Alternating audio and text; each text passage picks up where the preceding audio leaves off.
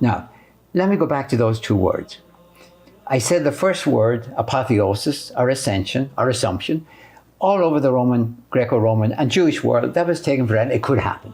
God could do it to an Elijah, complete with chariot, maybe Enoch, Moses, actually in not so much in the Bible, because the Bible says he died, but then nobody knew his grave. So Josephus and Philo says, nobody knew his grave. He went up. Yeah. So that was taken for granted. Now you could say, I don't believe it of your guy, but it was the international thing that could happen. Let's turn now to resurrection. Resurrection was not international or intercultural. It wasn't even totally Jewish. It was sectarian, Pharisaic theology.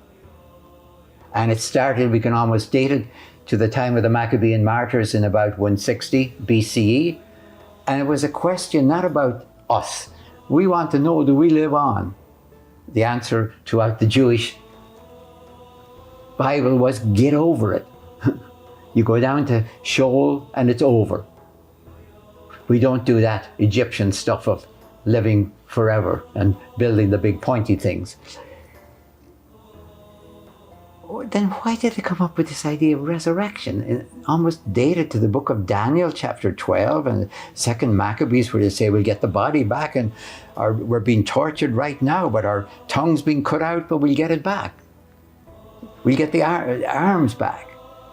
The 7 sons of the mother in 2nd Maccabees, because of a belief that there has to be a cosmic justice somewhere in this world.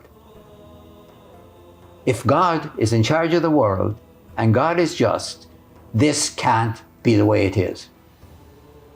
There has to be a restitution. And they would have said, well, don't tell us that our souls are immortal. We know, we've read Plato. Don't tell us our souls were immortal. It was our bodies that were tortured. It was our bodies that were killed. We were executed in the bodies. So we want to know, in the justice of God, will the bodies not come back? And then comes the big question. How could Paul possibly say then that Jesus is resurrected? By all means, he's ascended into heaven. You could claim that. That's just part of the wallpaper of their world. Jesus is the founder of our faith, let's say, so like Romulus for you, Moses, he has ascended into heaven and sits with God. Fine, all of that, fine. That's essential.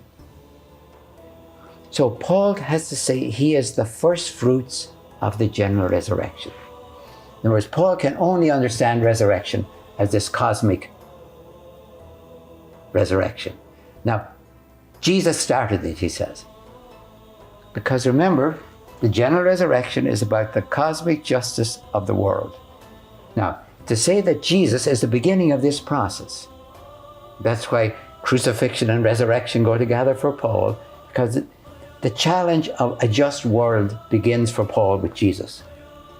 They took this person who lived for non-violent resistance to Rome and they executed him.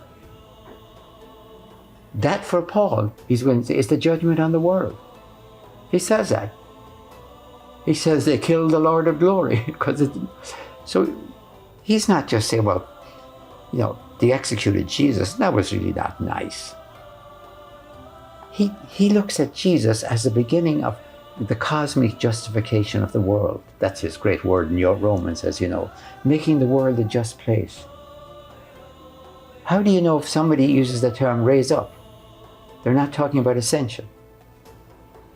If you use the word anastasis, that's the giveaway. Apotheosis is ascension, anastasis, usually anastasis necron, the raising up of the dead ones.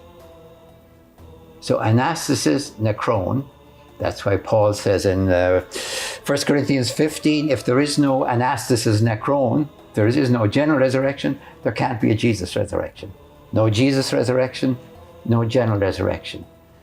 And the first time I read, I went, wait a minute, Paul, why couldn't Jesus have his own little private, individual resurrection just for him as Messiah and Son of God?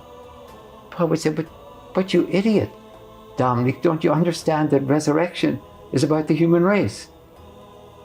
Jesus can be the beginning of it, but you couldn't have a solitary resurrection. That's not what resurrection means. You can have a solitary ascension. So I'm going to be very blunt. I don't think most Christians have a clue what resurrection means. If they were talking to Paul today and they heard him say to them, there cannot be a resurrection of Jesus without the general resurrection, they would want to say, why couldn't it be just for Jesus? General resurrection, whatever, leave that aside. These are part of a justification of the world.